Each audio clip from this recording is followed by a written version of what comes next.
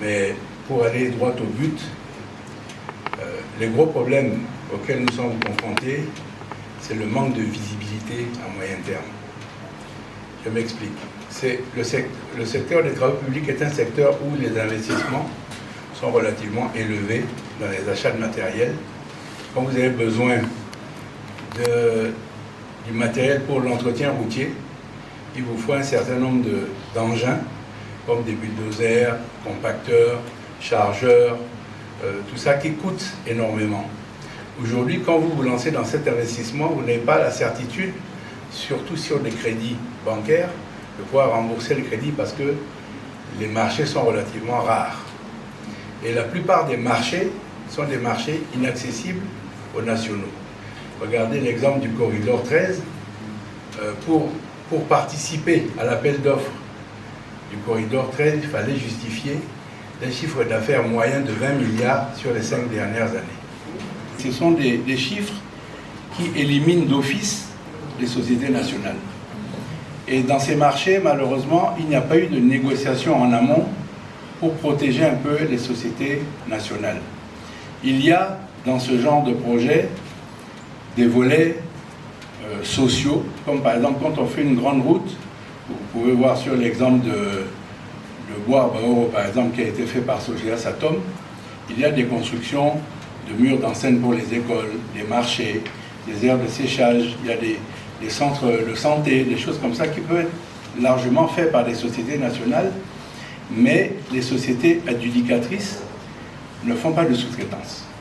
Alors c'est très difficile, ou alors les choses sont négociées directement en amont avec la BAD au niveau d'Abidjan, et les gens viennent, nous on a été... Alors, il y a aussi que les sociétés nationales avaient très mauvaise réputation. Il faut reconnaître, il faut balayer devant sa porte. Et nous avons créé la fédération des acteurs de BTP et nous essayons aujourd'hui d'améliorer l'image de l'entrepreneur centrafricain. Et aujourd'hui, ça va beaucoup mieux parce qu'on voit quand même des marchés qui sont faits par des nationaux et qui arrivent jusqu'au bout, à terme. Donc, les routiers qui sont faits actuellement, quelles sont les sociétés nationales vraiment qui y participent? Il faut se rendre à l'évidence, c'est très rare. Bon, on peut considérer GR comme un national, SAGI comme un national, mais aujourd'hui, il y a beaucoup de Chinois, il y a des... Bon, voilà. C'est très difficile. Si, dans les lois sur les marchés, on exigeait un minimum de sous-traitance, ça obligerait au moins les entreprises qui viennent pour gagner des marchés ici, de faire un transfert de connaissances avec nos entreprises. Et puis l'avantage qu'il y a chez nous, c'est que ce que nous investissons, c'est ici qu'on investit. Tandis qu'une entreprise qui vient d'ailleurs, elle va venir, mais l'État, le pays ne recueille rien finalement des financements qui sont balancés dans le pays, parce que les gens y rapatrient tous les moyens chez eux. Et c'est comme ça qu'eux, ils se développent et que nous, on reste toujours le parent pauvre. Alors vraiment, je suis vraiment très très heureux parce qu'on constate aujourd'hui une évolution au niveau de Bangui. Il y a des routes qui sont arrangées et je pense que la qualité de l'enrobé qui est fait par l'ONM ne souffre pas pour l'instant. Il n'y a pas de contestation, les routes sont agréables. Mais c'est vrai que le plus important, c'est le développement de l'arrière-pays.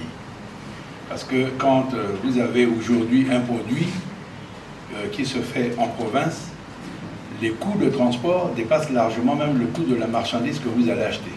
Alors ça devient vraiment prohibitif.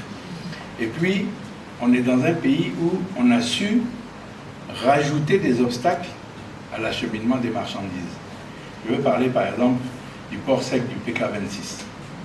Aujourd'hui, à l'époque, on critiquait les frais que nous payons pour les containers au port amont, au parc à conteneurs. Mais aujourd'hui, le même container, le prix a doublé. Donc ce sont des freins qui font qu'aujourd'hui, quand vous voulez acheter du ciment par exemple, le ciment, c'est pas normal que le ciment soit à 10 000 francs ou à 11 000 francs. Mais c'est parce que nous avons créé des obstacles. À l'époque, quand un camion passait au barque, quand il chargeait du vrac, il ne payait rien. Mais aujourd'hui, le fait de passer au PK26, un camion qui porte du vrac va payer une moyenne de 400 à 500 000 francs à cause de ce passage. Donc, forcément, sur celui qui importe le ciment, quand il va payer les taxes à la sortie du Cameroun, quand il va payer à l'entrée de notre pays, il va payer tous ses frais d'acheminement jusqu'ici, ben, il est obligé de répercuter ses prix, ses coûts à l'utilisateur final. Alors, ce qui fait que, malgré ça, on voit quand même des efforts faits par les nationaux pour essayer de construire. Et aujourd'hui, je suis heureux de voir que le Centrafricain réfléchit maintenant verticalement parce que la Kwanga est en train de changer. Hein, on voit beaucoup d'immeubles qui se font, etc. On ne sait pas. C'est difficile parce que, vu le prix du ciment, si on était vraiment un pays avec accès à la mer, le ciment serait peut-être moitié prix. On pourrait faire beaucoup de choses. Mais malgré ça, on voit qu'il y a des efforts qui sont faits par les nationaux. Et ce sont des efforts qui sont vraiment encouragés. On est à la Centrafrique. On va mettre un GPS à la frontière, à Beloko, pour arriver à Bangui. Et c'est plus 25 000, mais c'est 75 000 francs. Le coût du... Alors, vous voyez, on augmente artificiellement tous nos coûts. Je ne sais pas s'il y a des études qui ont été faites pour ça, pour déterminer les prix que nous payons. Mais quand vous ajoutez la taxe A plus B plus C plus E, ben, en fin de compte, on arrive à des produits vraiment très chers et fatalement, le revenu de la ménagère en souffre. Alors vraiment, il y a des efforts qui sont faits. Hein, ça c'est très visible, mais il faudrait qu'on mette plus d'accent. Je ne sais pas, il faudrait voir un peu une réforme de l'ONM. L'ONM bénéficie de matériel souvent subventionné et qui sont donnés par l'Union européenne, par des bailleurs de fonds. Donc ils reçoivent du matériel gratuitement. Ils ne payent pas ce matériel. Aujourd'hui, ils sont obligés, pour renouveler leur parc, de racheter eux-mêmes du matériel, et c'est ce qu'ils font aujourd'hui. Mais aller demander une location d'un bulldozer D7 à l'ONM, c'est environ 1 200 000 francs par jour, plus le carburant que vous devez y mettre. Alors c'est vraiment très cher et c'est compliqué d'aujourd'hui rentrer en concurrence. Il y a également un gros phénomène, c'est que dans le pays, il ne faut pas se voiler la face, 90% des marchés sont des marchés de gré à gré.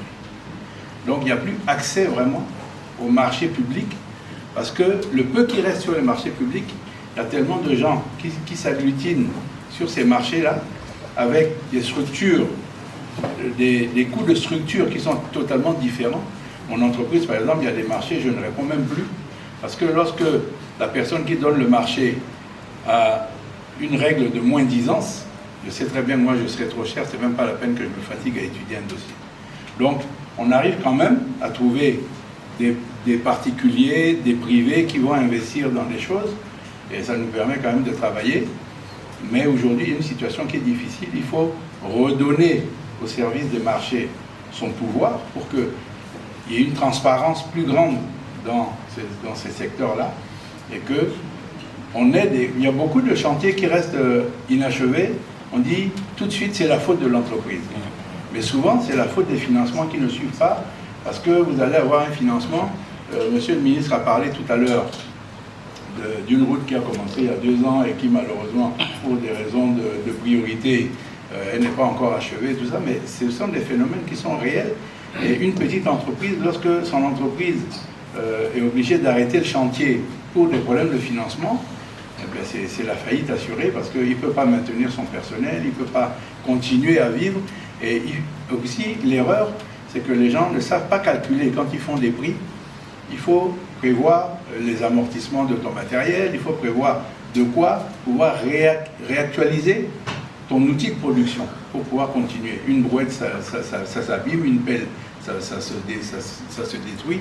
Donc ce sont des choses, faudrait que, et nous au niveau de la Fédération des BTP, on essaye de faire des séminaires dans ce sens sur la sous-traitance. On a fait des séminaires avec monsieur le ministre des TP, que je tiens à féliciter ici, parce que vraiment on sent son implication dans ce secteur et sa volonté vraiment d'aider les nationaux à se développer et à prendre en main cette économie nationale.